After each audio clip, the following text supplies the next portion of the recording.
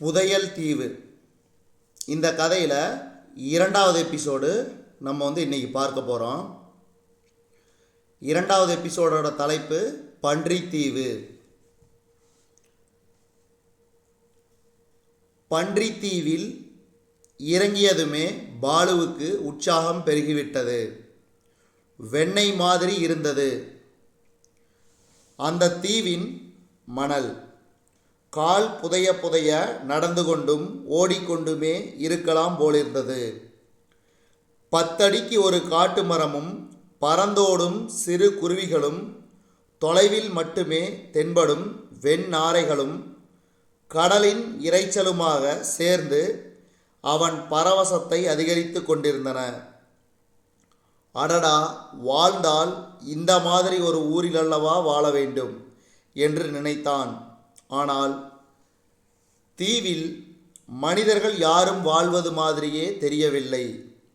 மகாலிங்க வாத்தியார் சொன்னார், இங்கே பொதுவாக வீடுகள் கிடையாது.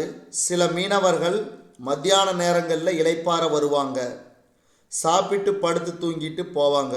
மற்றபடி ஆள் நடமாட்டம் இல்லாத தீவு தான் இந்த பன்றித்தீவு. அப்போ நாம் எதுக்கு சார் வந்திருக்கோம் என்று கேட்டான் பன்னீர்செல்வம். சும்மா ஒரு சேஞ்சுக்குன்னு வச்சுக்குங்க. ஆள் நடமாட்டம் இல்லாத தீவு எப்படி இருக்கும்னு நீங்கள் தெரிஞ்சுக்க வேணாமா? ஆமாம் சார் என்று பல பேர் குரல் கொடுத்தார்கள். 2 மணி நேரம் சாரணர் வகுப்புகள் மிக தீவிரமாக நடந்தது. ஓடச் சொல்லியும் குதிக்கச் சொல்லியும் உடற்பயிற்சிகளுக்கு மிகவும் முக்கியத்துவம் கொடுத்தார் மகாலிங்க வாத்தியார். குண்டா, நல்லா ஓடுடா, வேர்த்து விடணும், மூச்சு இறைக்கணும், அப்பதான் இளைப்பே, அப்பதான் நீச்சல் கற்றுக்க முடியும், அப்பதான் நீஞ்சியே இங்கே நீ அடிக்கடி வரவும் முடியும் என்றார் மகாலிங்க வாத்தியார். சான்ஸே இல்லை சார், இந்த தீவு கடலோர காவல்துறை கட்டுப்பாட்டில் இருக்காம், யாரும் சுலபமாக வர முடியாதாம் என்றான் பாலு. உனக்கு எப்படிரா தெரியும்? வரும்போதே அந்த படகுல வந்தாரே ஒரு ஆஃபீஸர், அவர்கிட்டே கேட்டேன். அடடே, வெரி குட் தகவல்களை சேகரிக்கிறது நல்ல பழக்கம் என்றார் மகாலிங்க வாத்தியார்.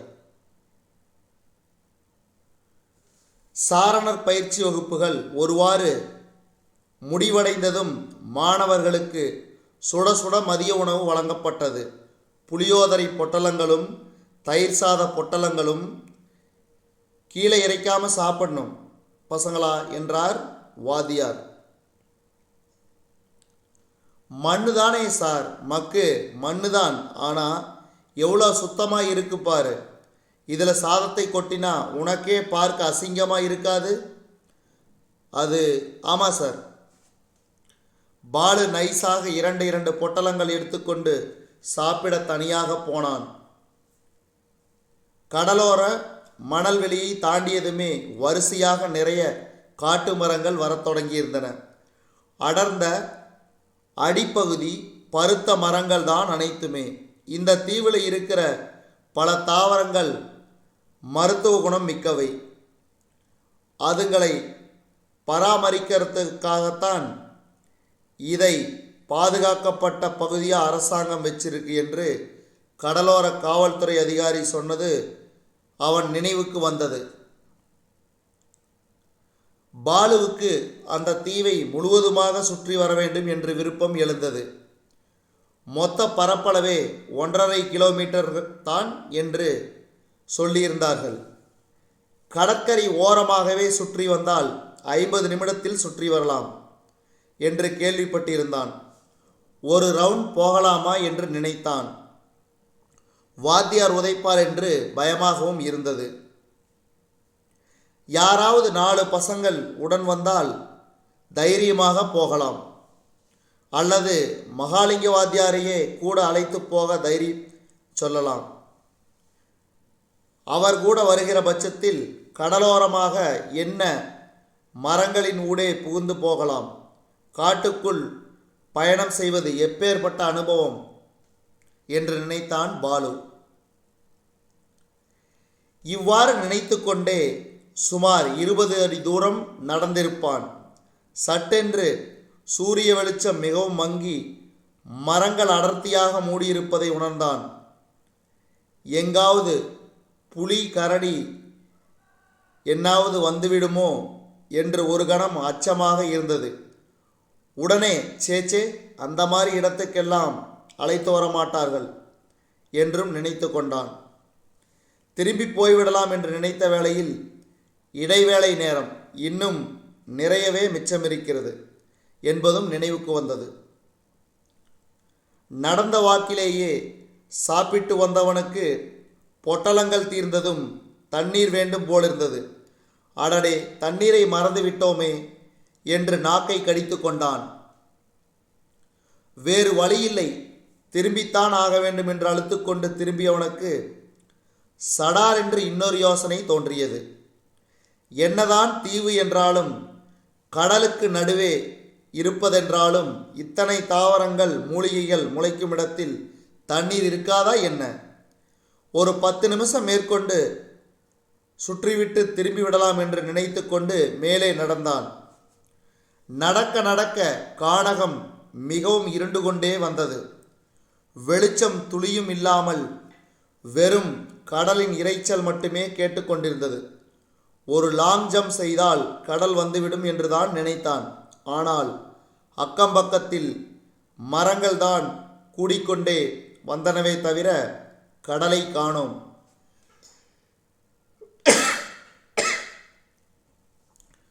ஒரு வினாடி நின்று திரும்பி பார்த்தான். வந்த பாதை சரியாகவே தெரிந்தது. பிரச்சனை இல்லை, எப்படியும் பத்திரமாக திரும்பிவிடலாம். மே என்று குரல் கொடுத்து கொண்டு ஒரு ஆட்டுக்குட்டி அவனை தாண்டி தாவி போனது. சில பறவைகளின் குரல் என்று இடைவிடாமல் கேட்டுக்கொண்டே இருந்தது.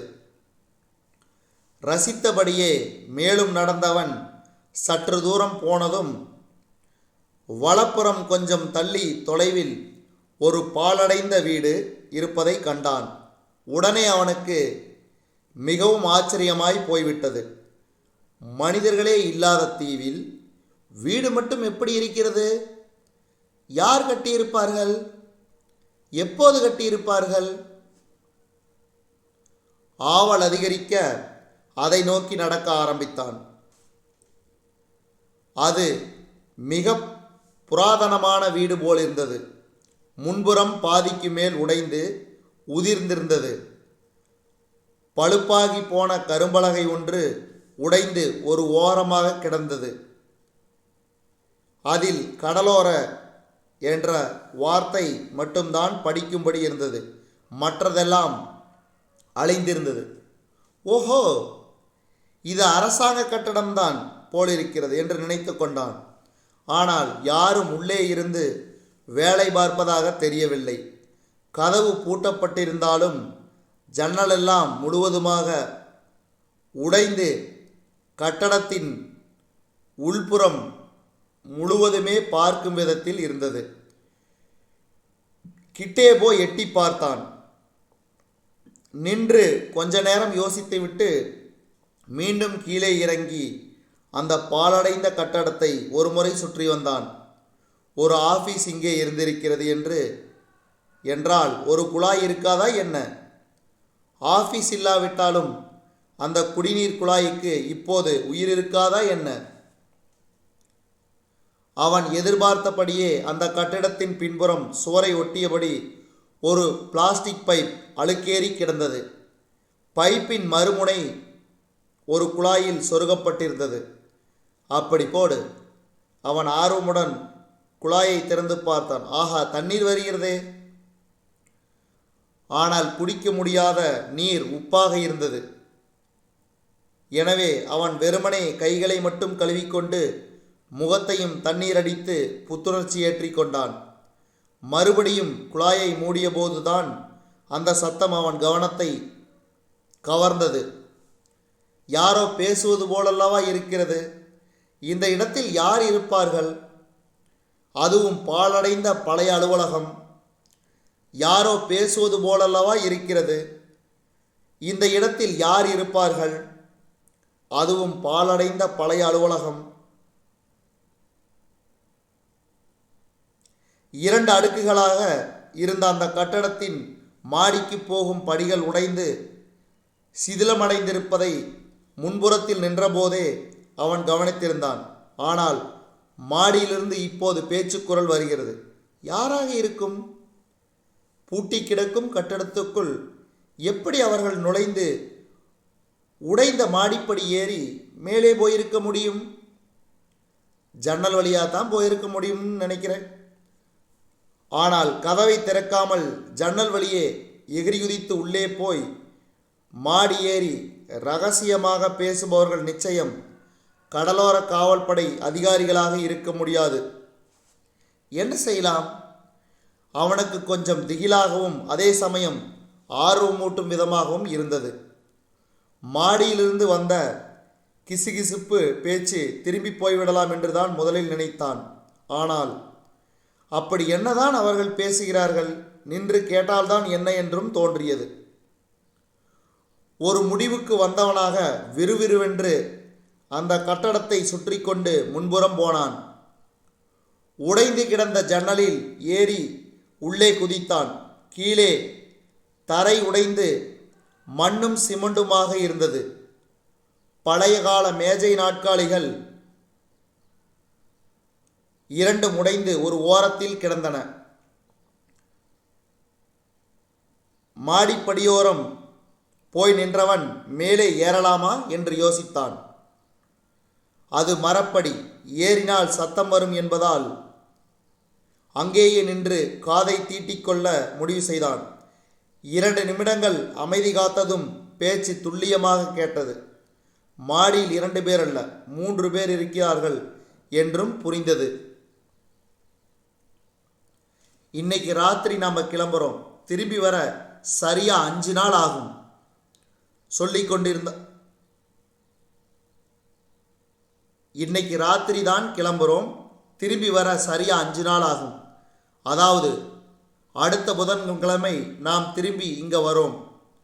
அதுக்குள்ள நமக்கு இங்கே புதையல் இருக்கிற இடத்தோட ப்ளூ பிரிண்ட் கிடைச்சிடும். அடுத்த புதன்கிழமை என்று அமாவாசை தினம். அன்னைக்கு ராத்திரியே தோண்டி எடுத்துக்கிட்டு படகு பிடிச்சா விடியற நேரம் அங்கே போய் சேர்ந்துடலாம். ஒருத்தன் பேசிக்கொண்டிருக்க மற்ற இருவரும் என்று சொல்லி கொண்டிருந்தார்கள். பாலுவுக்கு மூச்சிறைத்து, இதென்ன கதைகளில் வருவது மாதிரி புதையல், அமாவாசை, என்னென்னவோ பேசுகிறார்கள். யார் இவர்கள்? கொள்ளைக்காரர்களா? இந்த காலத்தில் புதையலெல்லாம் கூட இருக்குமா என்ன? யார் புதைத்து வைத்திருக்கிறார்கள்? அந்த விவரம் இவர்களுக்கு எப்படி தெரிந்தது? அதென்ன 5 நாள் கணக்கு? குழப்பமும் பயமும் அவனை கவ்விக்கொண்டன. மிகவும் வியர்த்தது. சாப்பிட்ட 2 பொட்டலம் புளியோதரையும் ஜீரணமாகிவிட்ட மாதிரி இருந்தது. இங்கிருந்து முதலில் போய்விடலாம் என்று நினைத்தான். அவன் திரும்பிய போது தோளில் ஒரு கை விழுந்தது. அதிர்ந்து திரும்பிய பாலுவுக்கு தன்னை தொட்டவனை பார்த்ததும் அதிர்ச்சி 2 மடங்கானது.